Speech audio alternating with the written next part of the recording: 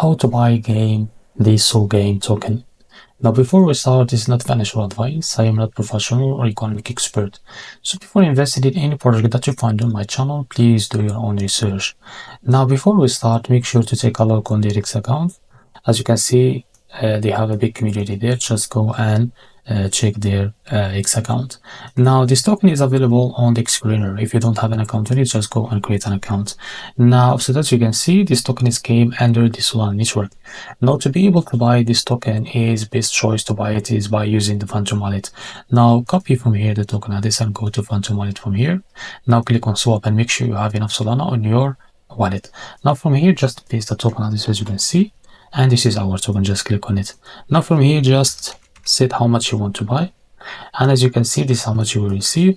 And from here, select the provider, for example, Jupiter, and make sure to read all of this information from here. Now, after you click on swap, they will redirect you to Jupiter provider to be able to buy this token. So this is how to buy the game token. If you find this very helpful, please like and subscribe. See you in the next video.